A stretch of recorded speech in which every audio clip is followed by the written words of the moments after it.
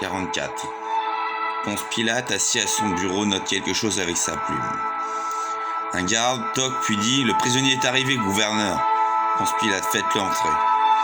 Jésus est conduit par un soldat romain sur un siège en face de Ponce Pilate. Ponce Pilate, c'est donc toi, Jésus ? Il paraît que tu fais des miracles, non ? Jésus, c'est toi qui le dis. Ponce Pilate, oui, effectivement. On m'a rapporté que tu as encouragé à la sédition contre Hérode Antipater et contre Rome. Est-ce vrai ? Jésus, mon royaume n'est pas terrestre, il est dans les cieux avec le Père. Ponce Pilate, vraiment ? Bien, j'en ai assez entendu. Faites sortir le prisonnier, reconduisez-le dans sa cellule et faites venir mon messager. Le soldat romain empoignant Jésus. Avec, gouverneur, allez, avance-toi. Ils sortent. Un temps. Pilate est dubitatif, puis son messager entre. Ponce Pilate au messager. Dis à Hérode Antipater que le prisonnier est un rêveur. Je vais le faire flageller pour la peine, mais je ne vois pas en lui de motif pour le faire mourir. Ce n'est pas un séditieux, c'est un mystique, un fou. Après l'avoir fait fouetter, conduis-le avec l'autre prisonnier, Barabbas, le tueur de Romains, afin que les Hébreux pour la Pâque gracient celui qu'ils auront choisi. Celui qui n'aura pas été plébiscité sera crucifié avec les autres sur le mont du crâne. « 45. Dans la cour du temple, 4 soldats romains entourent le Christ. Le premier soldat. « J'aime ta tunique, enlève-la, sauveur. » Le deuxième soldat. « Moi aussi, je la veux. » Le premier soldat. « Nous allons la jouer au hasard à la courte paille. » J'en ai toujours sur moi. « Vas-y, à toi, à toi. » J'ai gagné, à moi la tunique du sauveur. Comme Jésus s'est déshabillé, ne gardant que son pagne, le premier soldat met la tunique sur son épaule. Il fut mené muet devant ses juges comme un agneau conduit à l'abattoir. Ils tireront au sort son vêtement. Le sauveur sera rabaissé au rang des malfaiteurs. Le quatrième soldat. Allez, on n'a pas l'éternité devant nous, liez-le sur le poteau. Le Romain se saisit d'un long fouet et flagelle le Christ qui peu à peu hurle de douleur. 46. La tribune du gouverneur dans la cour du temple. La foule des Hébreux s'est assemblée, encadrée par le Sanhédrin. Ponce Pilate à la foule.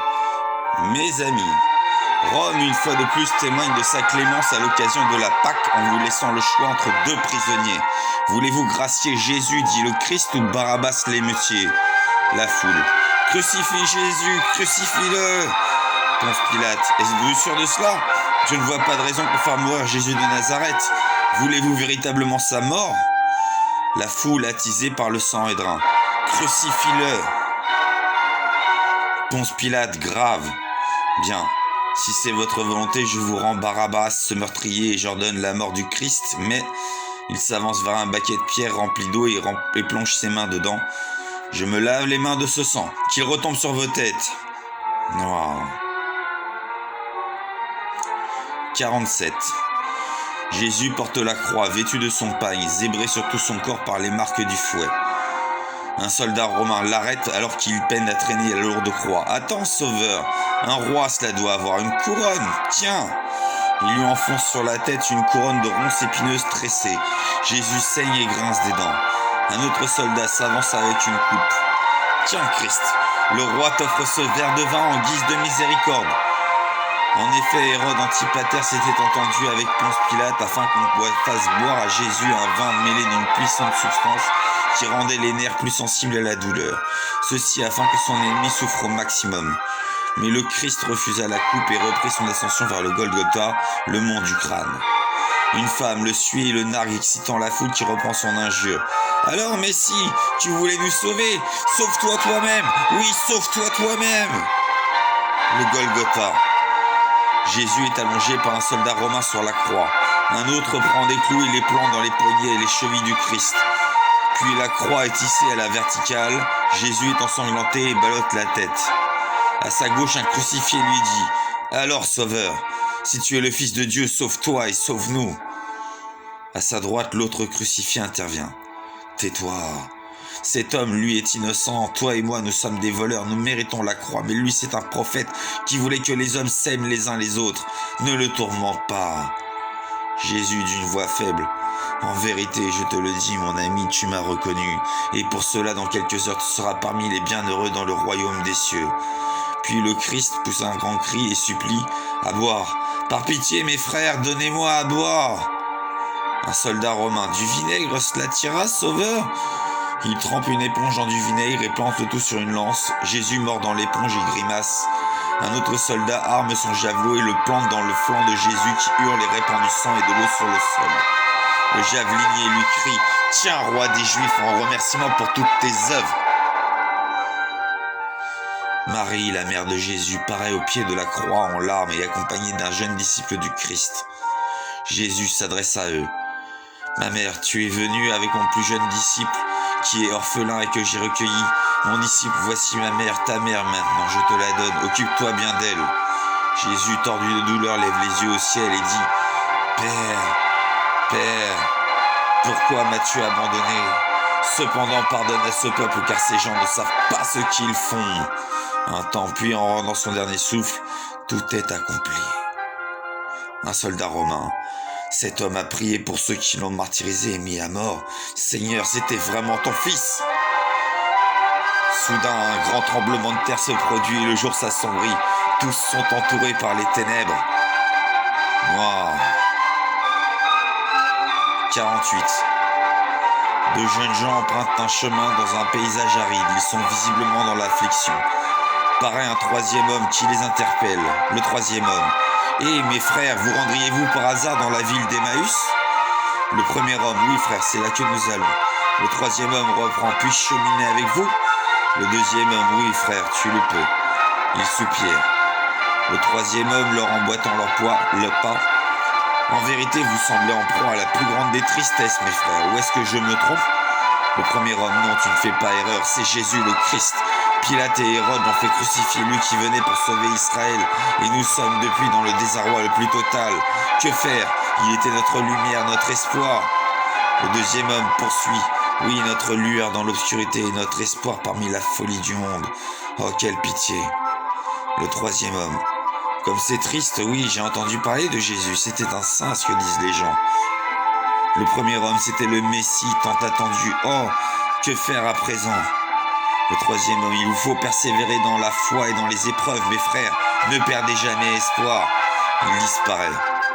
Le premier homme, « Seigneur, où a disparu cet homme ? Qu'était-ce ? Un esprit ?» Le deuxième homme, « Tu ne comprends pas ?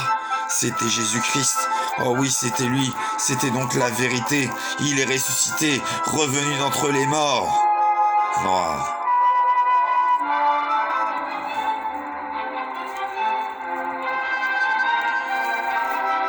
« 49. 3 jours après la crucifixion de Jésus, Marie et Maria de Magdala se rendirent au tombeau où le corps du Christ avait été déposé, afin de lui rendre hommage et de le couvrir d'aromates pour le préparer à son embaumement et à son enterrement.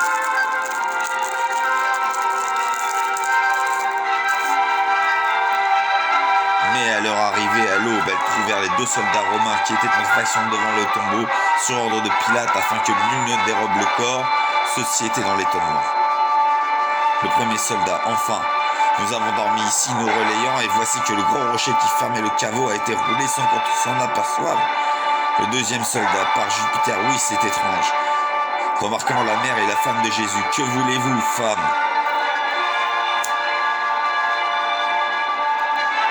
Marie. « Je viens rendre un dernier hommage à mon enfant, et voici la femme de Jésus qui m'accompagne. Pouvons-nous nous recueillir auprès du corps ?» Le premier soldat. « Eh bien, le tombeau est ouvert, comme tu peux le constater, alors oui, pourquoi pas ? Va faire ton devoir de mémoire, femme. » Marie et Maria de Magdala entrent dans le tombeau. Il est vide. Seules les bandelettes qui recouvraient le corps du Christ gisent dans un coin de la grotte. Maria de Magdala. Où est-il ? Où est Jésus ? Marie. Il n'est plus là. Un homme tout de blanc vêtu et comme éclairé de l'intérieur paraît. Les 2 femmes reculent épouvantées. Jésus. N'ayez pas peur, c'est moi. Comme sa femme pousse un cri et veut lui prendre la main. « Non, ne me touchez surtout pas, car je reviens des enfers où j'ai passé un temps presque infini à endurer à la place des damnés leurs tourments afin d'en libérer le plus possible, et je suis encore plein de l'impureté de la géhenne. »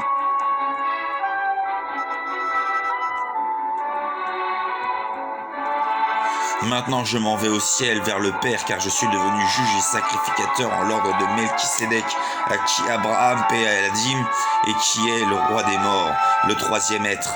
Le Père céleste m'attend à présent. Allez porter ces nouvelles aux apôtres. Je vous aime, ma mère et toi, ma douce femme.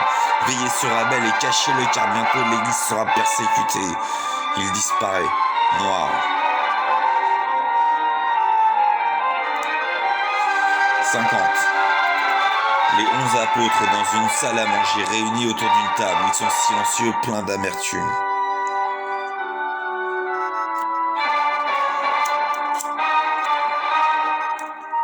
Marie et Maria de Magdala entrent. Marie déclare, pleine de passion: Jésus est ressuscité, mes amis. Mon fils s'est relevé de la mort. Pierre, froidement: personne ne se relève des morts. Tu as eu une hallucination, Marie. Maria de Magdala: comme Lazare, mon cousin, s'est relevé de la tombe, de même le Christ est toujours vivant.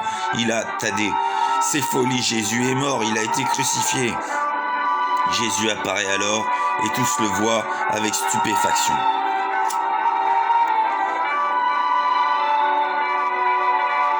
Jésus: ne vous avais-je pas dit que le troisième jour je serais rendu à la vie? Pierre: Jésus, sauveur, maître, Messie, c'est bien toi. Jésus: c'est bien moi, Pierre. Thomas: c'est peut-être le diable qui nous tourmente avec ses démons et ses illusions. Moi je ne crois que ce que je peux toucher du doigt. Christ, puis-je mettre mon doigt dans la plaie que tu as au flanc? Jésus: procède, Thomas, touche ma blessure. Thomas met son doigt dans le flanc transpercé par le javelot et s'écrie: Seigneur, tu es revenu parmi tes fidèles. Noir. 51. Judas Iscariote, qui avait trahi le Christ, ne put endurer le remords qui accompagnait son acte. Il rendit les 30 pièces d'argent au Sanhédrin, puis se pendit à un arbre. Lorsqu'il fit cela, son ventre s'ouvrit, et ses entrailles tombèrent sur le sol, selon qu'il avait été prophétisé dans les Saintes Écritures. Le traître se tuera, et ses tripes tomberont. Le Sanhédrin ne voulut reverser l'argent qui avait été employé pour tuer le Christ dans le trésor du temple, et fit l'acquisition d'une terre et d'une grande maison qui avait été bâtie dessus. Cette propriété fut nommée le champ du sang, et les 11 apôtres ainsi que d'autres fidèles du Christ et les femmes qui accompagnaient Jésus vinrent l'habiter. Comme ils vivaient en ayant mis en commun leurs richesses, persévérant dans la prière et la fraction du pain, voici le Christ leur apparut pendant 40 jours, les entretenant du royaume des cieux. Le 40e jour, Jésus s'éleva dans les cieux et disparut, après leur avoir ordonné de prier toujours le Seigneur et de rester à Jérusalem, car sous peu le Christ leur enverrait le Saint-Esprit afin de les fortifier. 50 jours après la crucifixion, l'Esprit descendit sur les fidèles de l'Église, le jour de la Pentecôte, et voici, ils parlèrent en langue, stupéfiant leur voisinage, et ils gagnèrent en ce jour de précieux dons. Quelque temps plus tard, voici que l'Église comptait désormais plus de 5000 fidèles, et dans tout Jérusalem on sortit les malades sur des lits, afin que l'ombre de Pierre, tombant sur eux, les guérît.